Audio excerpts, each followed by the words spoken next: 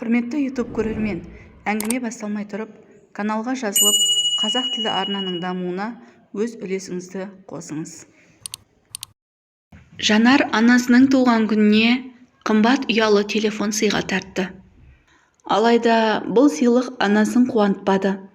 Сезімдал шеше жүрегі бұл дүниеге қыруар қаржы кеткенін таяуда ғана жұмысқа орналасқан жас маманның әмиянында көп ақшаның жоқтығын бірден білді.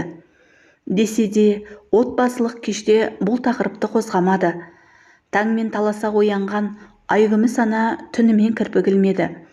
Әу бастан адамды жаман ойға жетелеуді өзіне мақсат еткен шайтан бірінші адам санасына арам пиғылды салады емес пе? Міне, самайын қырау шалған ана осындай ойға тұмшаланып ұзақ жатты. Буалдырыла ятқан таңмен үй шаруасына кірісіп кетті. Алайда ойы қызы мен қымбат телефоннан арылар емес. Ұйқыдан тұрған Жанарды анасы бөлек шақырып сөзге тартты. Түнде ұйқысынан, күндіз күлкісінен айырған телефонның әңгімесін бастап еді, жүрген сайын қолаң шашы желмен тербелген бойжеткен: «Мама, оның бағасын білгенде не істейсіз? Ең бастысы сізге берілген сыйлық па? Сыйлық, пайдаланыңыз, рахатын көріңіз». Ішіне барлық әлеуметтік желіні жаздым. Елдер мұндай сыйлыққа рахмет айтатын еді. Сіз болсаңыз мені тергеп әлексіз. Ұнамаса лақтырып жіберіңіз. Жақтырмасаңыз айтыңыз, басқасын алып беремін. Болды, сұрай бермеңізші. Одан да қызым келді деп бір шай-пәй берсеңіз етті, деп саңқ етті бойжеткен.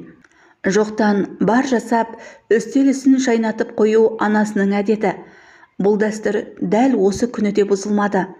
Дастарханға жайғасқан отбасы мүшелері арқа-жарқа болып ас ішті. Туған күн сыйлығының ыстығы әлі де басылар емес. Су жаңа телефон бұл үйдегі ең қымбат дүние секілді. Бәрі сипалақтап соның қасынан шығар емес. Алақандай құрылғы бәрін магнитше өзіне тартып барады. Алайда ананың көңілі бір көтерілмей қойды. Ойындағы сансыз сұраққа мардымды жауап таба алмады. Түскі астан кейін ардақты жанның қуанышына жиналған перзенттердің оқитыны оқуға, жұмыс істейтіні жұмысқа кетті. Шаңырақтың қос шынары балаларының тілеуін тілеп, қол бұлғап қақпаның сыртында қала берді. Араға біраз уақыт сала қаладан артынып-тартынып Жанар жетті. Бұл жолы да ол үйіндегілерді таң қалдырды. Жеңіл көліктің аузы мұрнын шығарып, азық-түлік алып келді. Көршілердің де балаларын ұмытпай әрқайсыны тәттіден үлестірді. Сол күнгі кешкі асты көршілер осы үйден ішті. Әңгіменің ауылына жақын әйелдер ауылдың о шетінен бұл шетіне дейінгі қаңқу сөздерді жіпке тізіп шықты. Сөйтіп отырғанда сағат тілі 12-ні көрсетті. Үй үшін тыныштық жайлады. Бәрі тәтті ұйқыға кетті. Түннің бір уақыты болса да анасы тағы да көзіле алмады. Сары уайымға салынған ана аз уақыттың ішінде қызының қолына мұндай көп ақшаның қайдан келгенін білгісі келді. Оның үстіне айлықта келетін уақыт емес еді. Осындай арам ой санасын сан жаққа тартқылап қоймайтын. Түн жарымда қызының күлкісінен шошынған ана дауыс шығып жатқан жаққа құлақ тосты. Қызы ақырын ғана: «Мен де сені сағындым. Ой, қойшы, ертең көресің ғой, қазір бәрі ұйықтап жатыр. Саған айтып тұрмын ғой, мен ауылдамын, ертең барамын. Папа мен мамаға айтар сылтауды ойластыруым керек. Болды, мазаламаш. Уәдеде тұратынымды білесің ғой. Сен де айтқан ақшаңды ала кел. Қалағаның болады», деді де қалтафонның жарығын сөндірді. Бұл сөздерді естіген ананың жүрегі зырқ етіп, жамандықты сезді. Содан таңға кірпік ілмей шықты. «Қандай ақша? Уәдесі несі? Қалағаны не? Ол кім?» Қаптаған, жауабы жоқ сұрақ қартаң тартқан ананың санасын тоқылдақша тоқылдатып, сыздауықша солқылдатты. Таң атысымен қызы қипақтап, үй шаруасына көмектескендей болып, шешесіне бүгін аяқ астынан жұмысқа шақыртылғанын айтып, қалаға жинала бастады. Түнгі әңгімесінен кейін анасы қызының сылтауына 1% сенбеді. бірақ іштен шыққан баласын жамандыққа қимады. Жанар тездетіп жиналып үйден шықты. Айгүмісте қолына тиген киімді үстіне іле сала қызының ізіне түсті. Ауылдан шыға бере жеңіл көлік тоқтады. Көп ұзамай анасы да көлікке жайғасып алдыңғының соңынан жүрді. Орталыққа дейін апарған такси бойжеткенді қонақ үйдің алдына түсірді. Жанар үстіне ілген киімін көлікте ауыстырып та үлгеріпті.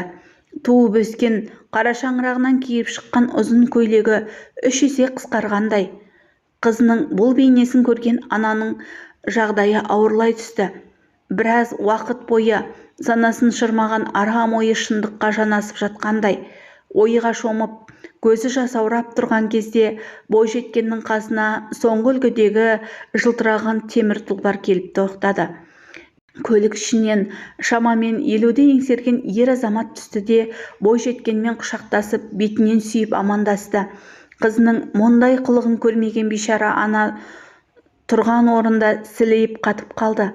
Қызым үйде, қылығы түзде деген сөзге бұрындары мұнша мән бермегенін енді ұқты. Қасынан өткен адамдар жылаған әйелге көз тоқтатып қарап қояды. Ал жар құлағы жастыққа тимей, түн ұйқысын 4 бөлген, өзі ішпесе де, балаларының аузына тықпаштаған, өзі кимесе де, перзенттерінің үстіне ілген мейірбан жанға бүкіл ғалам төніп тұрғандай болды. Өткен кеткендер, мынау ма сенің тәрбиелеген қызың, ана болғаның осы ма, сұмдық деп саусақтарын көрсететіндей. Періштесінің пері екенін мойындағысы келмесе де көзі жетті. Ақиқатын өз көзімен көрді. Бір-біріне күле қарап, құшақтары айқасқан ғашықтар қонақ үйдің табалдырығын аттады. Тездетіп басып, анасы да есікті ашты. Қайран, қазақтың мықты аналары десеңізші. Әкесінде еркекпен құшақтасса да тұла бойы тұңғышын жамандық деген шыңырауға қияр емес. Мүмкін жұмыс бабымен кездескен болар деп ойлап қояды. Ентігін басып, 2-ші қабатқа көтеріліп, қос ғашықсымақ кірген бөлменің есігін қақты. Іштен қазір деген ер адамның даусы шықты. Адымдап басқан аяқ ізі жақын естілген сайын ананың буын-буыны босап, демі тарылып барады. Дүрсілдеген жүрек кеудеден шығып кеткелі тұр. Жайлап есік де ашылды. Жеңіл халатты иығына жапқан, егде тартқан адамды көргенде тілден қалды. Арадағы үнсіздіктің себебін білгісі келген бойжеткен, жаным, келген кім екен? Дарияшы біздің тапсырысты алып келді ме сүйіктім деп қысқа көйлегімен босаға жаққа келді. Талай қиыншылықтан алақандай бетіне түскен тағдырдың тарам-тарам шиырланған сызығы әп сәтте тереңдей түскендей. Өз көзіне өзі сенбей, сұп-сұр болып, есіктің тұтқасына жабысқан күйі жасына ерік берген егде тартқан анасын көрді. Сасқанынан, мама, кешірші мені. Сіз қайдан жүрсіз? Мен бәрін түсіндірем, мам, деп әр сөздің басын бір шалып шықты. Дүрсілдеген бір кесек ет қырық жамау болып қаншылап тұр. Көздің жасын бір сүртіп, өксігін басалмаған күйі, мен сені осындай бол деп тәрбиеледім бе? Әкең екеуміздің еңбегімізді желге ұшырдың ғой. Осындай жолға түсетіндей басыңа не күн туды? Сені неден тарықтырдық? Мен қай жерде қателестім? Қартайғанда көрсеткен жақсылығың осы ма сенің? Қымбат телефонды осындай теріс жолдан тауып алып келдің бе? Арын ақшаға сатқан ұрпақ менің ішімнен шықпаған. Қайда жүрсең де аман болшы. Сені енді көргім келмейді. Менің Жанар деген қызым жоқ деп бар даусымен айқайлап, ащы зарға тұншығып далаға жүгіріп кетті. Қонақ үйдегі көпшілік есіктерін ашып, дәлізде болған жағдайды кино көргендей тамашалап тұр. Кейбірі қызықтап видеоға да түсіріп жатты. Бірақ мұның барлығы да ананың көз жасының қасында түкке тұрмайтын дүниелер еді. Жаңбырдың соңынан күн шығады дегендей уақыт өте келе бұл оқиғада басылды. Бірақ ана жүрегіндегі жара жазылмады. Сол сәттен кейін аурухананы жиі паналайтын да болып алды. Күніне қаншама дәрі ішсе де перзентінің қылығына ем болмады. Уақыт өткен сайын уайымы да, қайғысы да, тіпті денсаулығы да сыр бере бастады. Бұл әулетке жылдағыдай жас жайдарлы болмады. шіліңгір шілдеде түнін уайыммен батырып, дәл солай таңын атырамын деген ана жер бесікке мәңгіге бөленді. Ал Жанар болса, анасын ақтық сапарға шығарып салуға да келмеді. Арада содан бері 2 жаз өтті. Жанар туған ауылына аяқ баспады. Бірақ артынан ерген сіңілдерінің оқуына ақша салып тұратын. Отбасы ақшаны емес, оның ішінен хат іздейтін. Бірақ іздегендері табылмайтын. Көрсетілген мекен-жайға кенже сіңілісі қанша хат жазса да хабар ала алмады. Бірде анасының туған күнінде туысқандарын жиып, құдай тамақ беріп жатқанда есік алдына бөтен көлік кеп тоқтады. Ішінен Жанар түсіп, жиылған көпшілікпен амандасып үйге кірді. Ойламаған жерден оралған әпкесіне сіңілері құстай ұшып құшақтасып, сағыныштарын басты. Қараса, анадай бұрышта баладай көзі жәутеңдеген әкесін көрді. Бөлмеден анасын іздеді. Соңғы рет анасының суық жанарын, жылаған бейнесін ғана көрген Жанар бұл жолы аяулысын көре алмады. Босағада сілейіп тұрып қалған әкесі: «Сен кешіктің, енді анаңды ешқашан көрмейсің» деді де далаға шығып кетті. Сүт пісірім уақытта үйдің іші удашу, ыза мен кекке толған, өзегін өкініштің оты өртеп барады. Маматайым, апатайым, анашым кешірші мені, кешірші деген сөздер ғана айтылып, қыздың ащы даусы ғана естілді. Сары күзбен қатар келген уайымның сары орамалы Жанарда айналып өтпеді. Ауыл шетіндегі мазарға барды. Шет жүрсем сағынарым, жабықсам табынарым, анашым бір өзіңсің сағынарым деген әнді анасы мен бала күнінде жиі айтатын. Сол әуен осы жолы да ойына орала берді. Көңілді ырғақты емес, зарлы әнді ыңылдап айтты да уыстап топырақ алды. Мөлт еткен жаз тамшылай ағып, қара жерді суара берген.